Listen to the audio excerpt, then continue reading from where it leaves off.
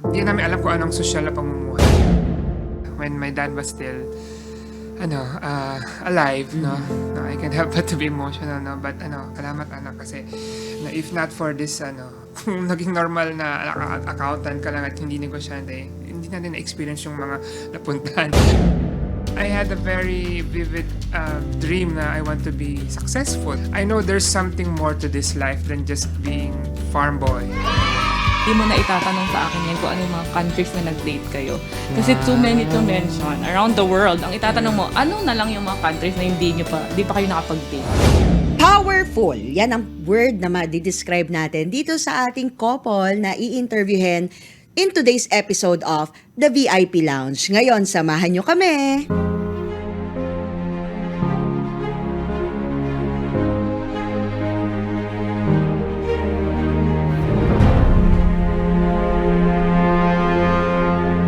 Welcome to another episode of The VIP Lounge where we feature very inspiring Pinoypreneurs. And bago ang lahat, no, let's all please subscribe and share this channel because malay mo, merong nangangailangan ng mga business tips and success stories para maumpisahan ng kanilang businesses. So, for today's episode, I'm very, very honored to have this power couple, no? Sabi ko nga, powerful. And it's the first time that we are featuring two of the youngest successful entrepreneurs dito sa kanilang company. Please welcome Clark and Ian De Guzman. Hello! Hi! Good morning, Miss Joy! Hello, Clark and Ian. Ayan, so we have very young couple here in our set. Gusto natin malaman, no, yung inyong love story. I grew up in Nueva Ecija, so my mom is an elementary teacher, public school, and my dad is a farmer, so may bukid kami. So I grew up watching television ng mga Hollywood movies in which like in buildings of New York, ganyan, parang wow, naka-touchy case yung mga negosyante. Tapos parang ang dami nilang success sa buhay. While me looking back, tingin ako sa likod ng bakod namin, bukid. I had a very vivid dream na I want to be successful. I know there's something more to this life than just being farm boy in a way. So ako, we met during college. So, taga-Tarlac talaga ako. Tapos, pinag-aral ako ng uncle ko. So, doon kami nag-meet sa Nueva Ecija. And then, nauna siyang gumraduate sa akin. Naging accountant siya dito sa isang auditing firm. Sumunod ako, sa bank ako nag-work. After almost a year of doing, or working as an employee, we started to do this online business. If hindi ka accountant, ang kinuha mong course nung college, ano kaya, kung may pera ka, kung you have all the resources, ano kaya yung gusto mong gawin? Since the Nueva Ecija is like a rice granary of the Philippines, ang mga sikat na negosyo dyan is like palay buying station or may-ari ka ng ekta-ektara yung lupain. So, I remember this one night, looking at the stars with my cousin, si Jerome, pangarap namin bumili ng like, dapat marami tayong truck, ganyan, pang rice mill and all. But, of course, I didn't know that time na magiging negosyante ako in the future kasi ang idol ko nun is yung kapatid ng dad ko, which is an accountant dito rin sa Makati. Parang sabi ko, Daddy, anong trabaho niya? Accountant siya sa multinational company. Talaga? Sige, yun na lang ang course ko sa college, di ba? At the same time, grasya lang din siguro ng Diyos na nung high school ako, when we had this subject of entrepreneurship, ako yung highest. Kasi magaling ako sa math na yan. And I didn't really see myself as an entrepreneur na growing up. Ang alam ko nga lang before, pagka-graduate ko, yung trabaho ng dad ko, maliban sa may bukid kami, he's a government employee. Sabi ko, gusto kong magtrabaho doon pagdating ng araw kasi it's like a safe and secure job. How was it for you guys from the province finding jobs in the city or sa Makati? Naging kami nung college and then, yun nga, sinundan ko siya here kasi sabi niya, akala ko kasi since okay naman yung parang sa school, parang top marketing student, ganyan, sa college and all.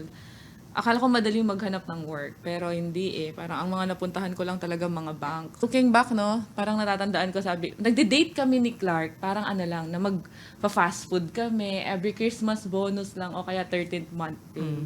In-expect nyo ba na ganun buhay dito sa real world? I was 19 when I passed the board. So, like yung very cliche na probinsyano, nakatungtong ka ng Ayala or BGC, tapos building.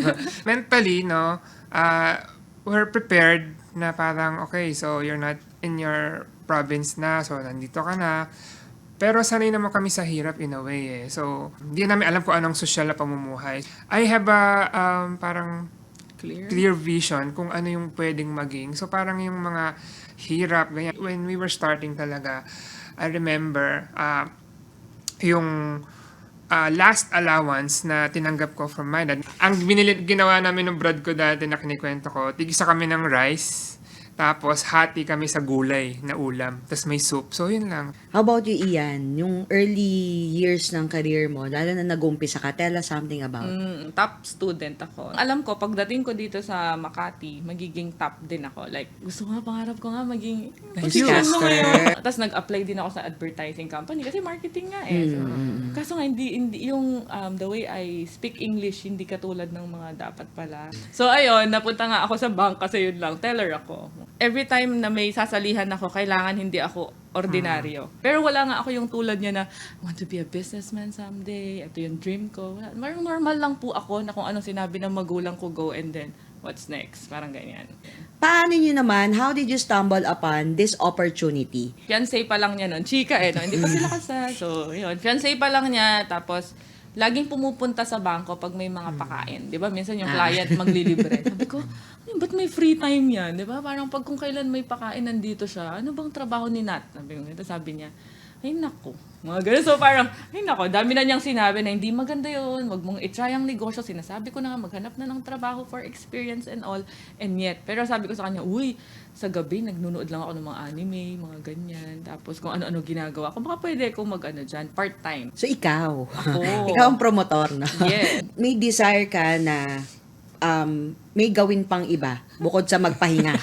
Di ba? Pagod ka na sa bangko eh. Parang gano'n. So, ano yun? Ano motivation nun? Again, yung motivation parang ang lalim. Gusto ko Yun. lang ng mahal na tsinelas. Parang yung flip-flops na gano'n. Di ba? Flip-flops. May ano, parang may fashion stage tayo na okay ka lang, naka-jeans ka, tapos naka-ganon kang tsinelas. Parang pang mayaman. Yeah, pang mayaman. Flip-flops. Kasi parang sa bangko namin, nakaganon silang lahat, tapos hindi ako belong.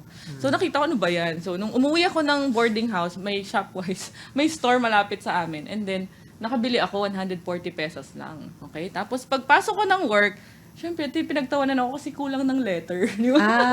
So, hindi pala siya yung original. Malay ko ba? Sabi ko, ano ba yan? Magkano ba yan? So, during that, parang 899. Sabi ko, ay, Oo, mahal yun. kulang yung sweldo ko. Sige, gusto ko ng extra income pambili ng tsinelas na mahal. Yun lang. Anong discipline yon? So, sinabi mo na hindi naman ganun kalaki dapat yung sayo, di ba?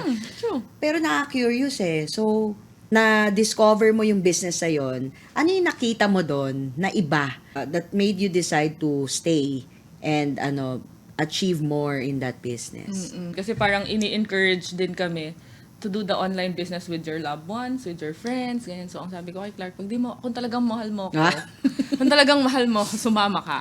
From chinelas to helping other people.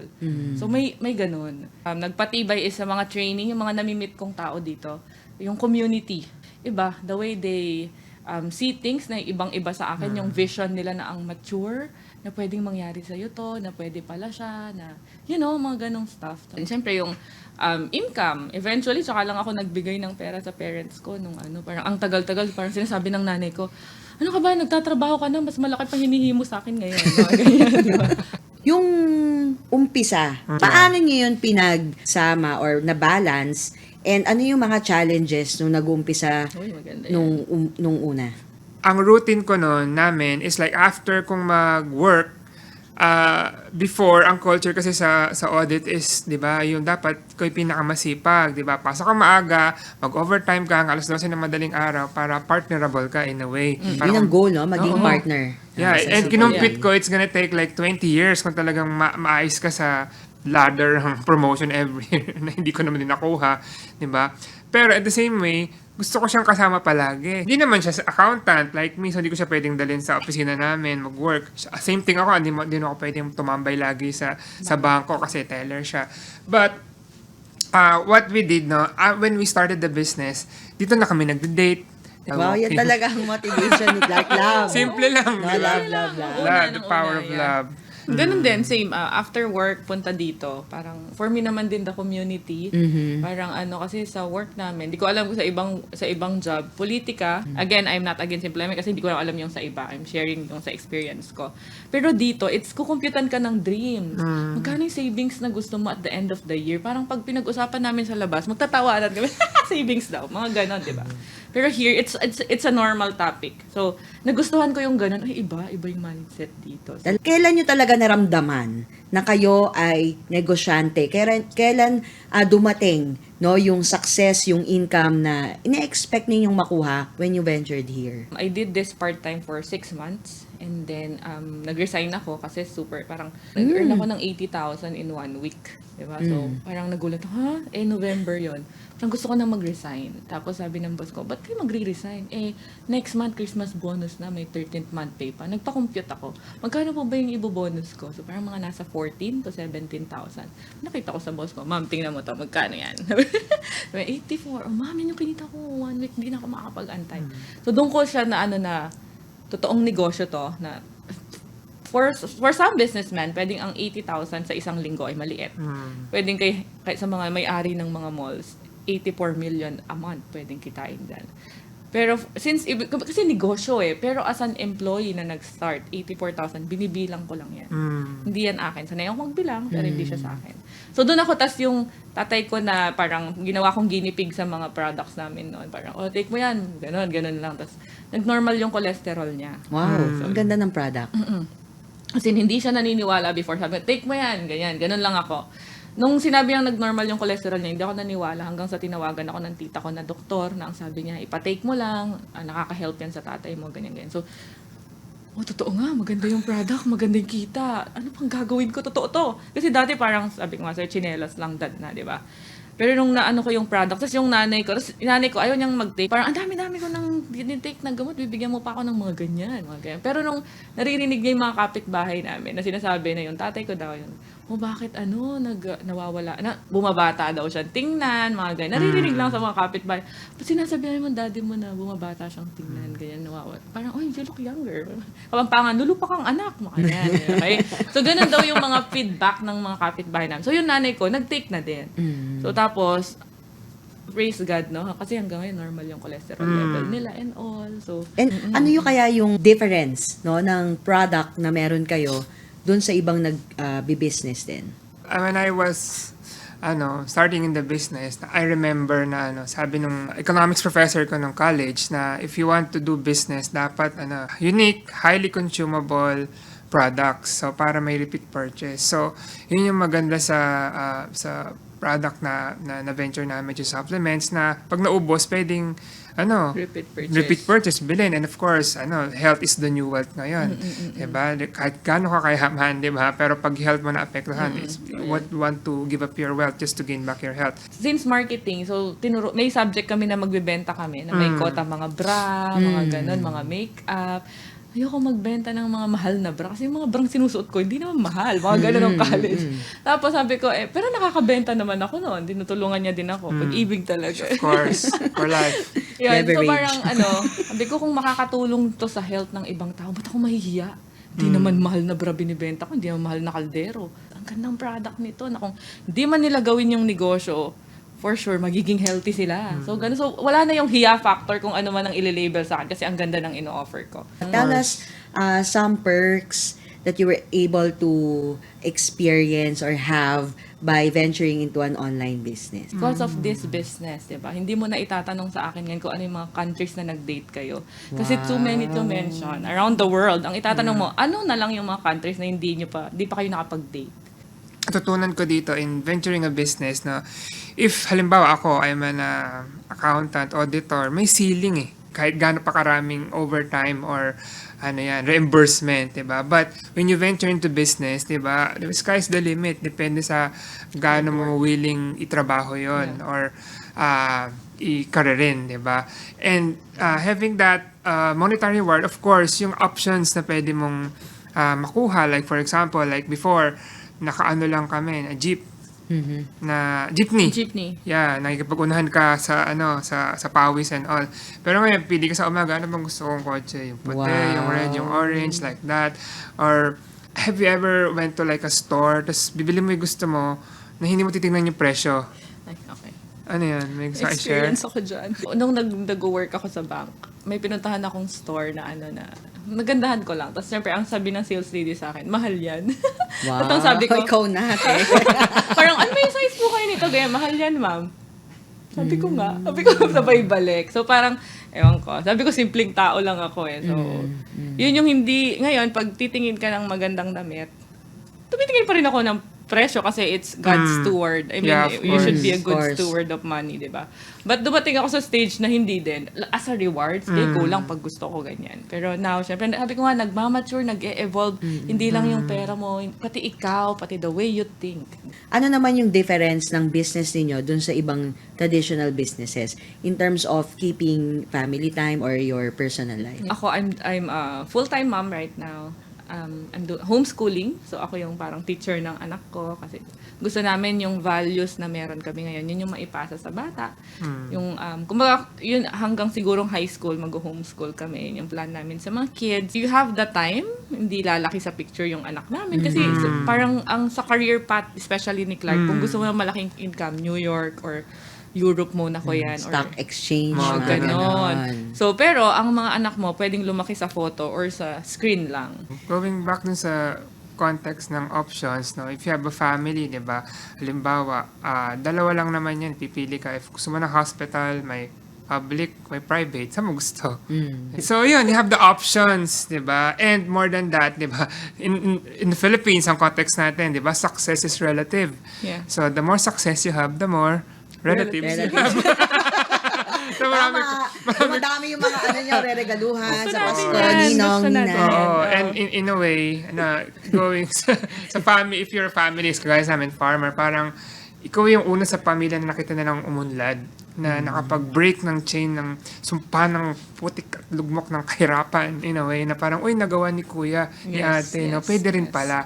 It's not the purpose of wealth for us, no? But it's of course to share and inspire a lot of people, especially Filipinos. So imagine mo kung maraming Filipino entrepreneurs ang kumikita, economically, maraming umiikot na pera sa Yes. merkado. So, yun, mas maganda siya, Yeah, tsaka- supposedly. and ang maganda kasi sa industry natin, you can do this, pwede kang maging entrepreneur part-time. So, you do your job, huwag kang ma-resign, di ba? Tapos gawin mo to part-time. Part ng 24 hours, hindi spare time. Kasi lagi kong sinasabi, you're doing your business or side hustle, not kung kailan mo lang trip. Kasi spare time lang yun. Busy ako, pagod ako ngayon, wala akong time. Hindi. Dapat part of your 24 hours. After your job, do your entrepreneurial business or entrepreneurial activity. Ano yung never in your wildest dreams na ma-imagine ninyo na nangyari sa inyo? Diba? Without really talagang hype. Ano yung parang tinatapik-tapik mo yung sarili mo? Totoo ba to? Did it ever happen to you? Remember, you know, the most expensive watch na sikat, binilan niya ako 2. Kasi ano lang, hindi ko alam yung mga brand ng watch noon. Kasi kung ano lang yung binigay sa akin na hand-me-down, yun. Sa akin naman more experiences na when my dad was still alive, no? No, I can't help but to be emotional, no? But nadala ko siya sa US.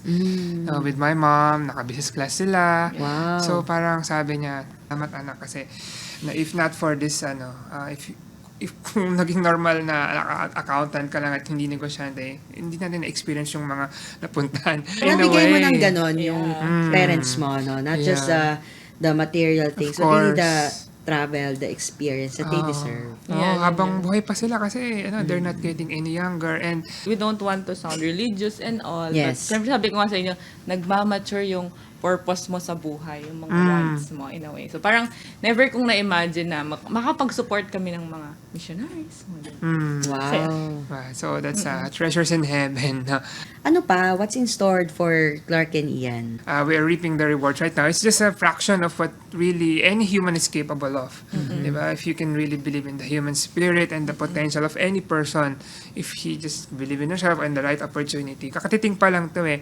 But we're enjoying right now, of course, yung sa family life with our 3 kids and all. And ako excited ako personally on how we can share this success in a way na sa ibang tao na mangyari din. Yeah. Kasi it doesn't stop from us naman eh. Siyempre, yung mga magiging associates or teammates natin, kung ano yung meron kami, dapat sila din. Ang goal talaga namin, kung anong meron kami, dapat ganun din kayo na ibibigay nyo sa mga susunod, next generation. Yeah. So, talagang pay it forward, Of course. no?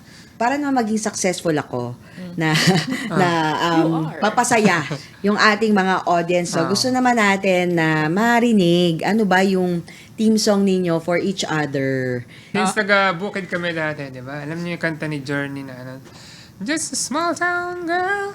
Sige nga, kantayin mo Go. na maayos. Living in a lonely world. Don't stop believing. Hold on to that feeling. Don't stop believing. Huwag kang hintong maniwala. Diba? That's really possible.